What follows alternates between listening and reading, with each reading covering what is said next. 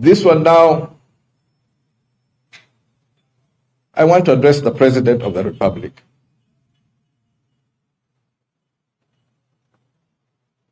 In 2026, I have been prepared to give an honest account of the history, developmental history of Uganda, the role of Milton Obote and UPC in this development, honestly, clearly, and concisely.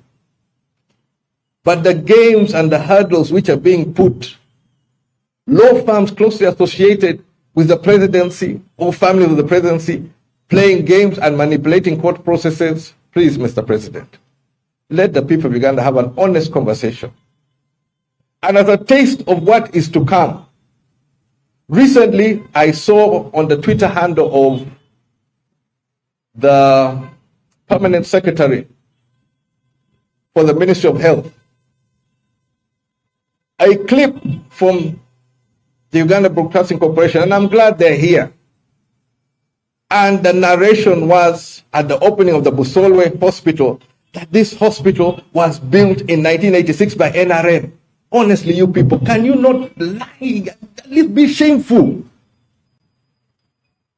Busolwe was one of the 24 hospitals. Originally, it was supposed to be 19 hospitals. It became 21 hospitals. And then in the end, at the point of building the hospitals, they became 24 hospitals. In Parliament, they became known as the Bote Hospitals. When Dr. Malinga, as Minister of Health, came and asked for a loan to rehabilitate these 24 hospitals. I spoke on that matter on the floor of Parliament. We passed it. When it came to the execution of work, instead of rehabilitating 24 hospitals, they have rehabilitated 11. We went back and borrowed more money to rehabilitate the next hospital. We went and borrowed. Now, for this particular hospital, they are saying the cost is $20 million. How much did it cost to build those hospitals? And did you understand the basis under which it was built? I look at 2026 as a competition. We're going to be competing. But we're not in the same race. The race I am in as Jimmy Akena is built or laid in the foundation which was done by our forefathers. They envisaged back in 1966 that they are going to expand the hospital beds available per capita by 78%. If we're to expand the hospital beds per capita today by 78%, that is well over 700 hospitals of the similar size. So while you are failing to rehabilitate 24 hospitals built in the 60s, the target, if you say you want to compete with Milton Obote with the tools available to you today, is that you must build 700 hospitals, and that is the challenge which Jimmy Akena is ready for come 2026 and ahead. The data is there, the history is there. But one thing which this government has failed to understand is that everything begins with the people. When they built the hospital, they started with a human element, building a human resource. And the policy was the best brains for the jobs to serve the people of Uganda, irrespective of their political parties, irrespective of what they do. I am proud to be here in a Team Uganda jersey because for me, Uganda is everything. And we do work for Uganda irrespective. We don't care. These hospitals have been treating Ugandans for the last 50 years. You can't even rehabilitate them. You can't even do it fairly. And you can't even be honest and give credit where credit is due. That is the campaign I want for 2026. Campaign on issues. Can I present a bankable, feasible program which can actually provide health services to the people of Uganda? I've just used Busolwe Hospital as one example. But I am ready to have the honest conversation as to where Uganda is supposed to go in 2026. So the hurdle is stop Akena. You know, the 2-term limit was introduced in America after the presidency of Franklin Roosevelt, who served 4 terms. And the fear in America is that when a government is there for long, they have the ability to appoint all key officers. especially the judiciary. The fight in the US is also about the judiciary. In Uganda, we know that the Chief Justice is due to resign, or maybe due to retire because of his age. In another country, in other democracies, people will be fighting to be the ones to appoint the next Chief Justice. Hence, that is where the two-term limit came about. Now, you put it in the context of Uganda. How many Chief Justices has President Museveni appointed? How many? Deputy Chief Justices. Is there any justice on the Court of Appeal, Supreme Court, High Court, even Magistrates Court, who has not been appointed by Museveni?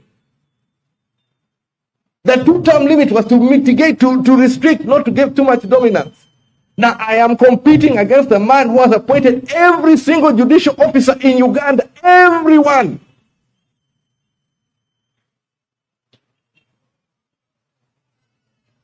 Yet, on a national level, 2005, the two terms was removed. Two terms was removed. To borrow an analogy from sports, those who are old enough will remember that there used to be a 4-step rule for goalkeepers in football. That if the goalkeeper holds the ball, he can only take 4 steps, and he either has to pass it or put it down or do whatever it is. Now, Jimmy Akena is being penalized, given a red card.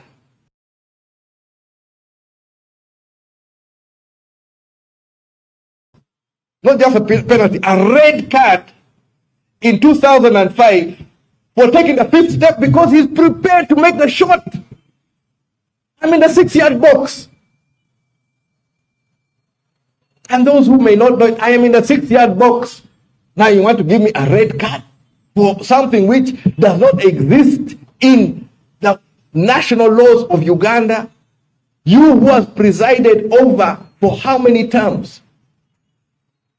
It's possibly because I am looking at how can we provide hospitals, how can we provide education for the people of Uganda, while somebody in your home is looking about how he can kill more people. He has been tweeting. I want to not kill. I don't want to kill anybody. I want people to have life. I want Ugandans to have life. So, Mr. President, please, let's have a fair contest. Let's have an honest, fair contest. Let the people of Uganda decide. Let them hear what we have to say. These games, through an EC, through all these tricks, let's put them aside. I am now preparing to meet the delegates, the owners of the Uganda People's Congress. We're going to discuss and find a way forward for what a judicial officer has tried to do to harm UPC. But the dream will not die. The dream cannot die. And I don't like this issue of judicial officers hiding behind this issue of judicial review, where we don't look at the merits, we don't look at whatever, but the chaos which you cause in institutions after you do what you do. There's a train of thought in the Commonwealth, especially Australia and New Zealand, who have a lot of disdain for judicial review in organizations that are live and have members. It doesn't cater for their needs. But fortunately, I have the power and I have called the delegates conference. I am asking through the president that all institutions, let the UPC organize themselves. We're going to meet in the 2026 election, and this is going to be a policy debate. I thank you all for coming. Bless you.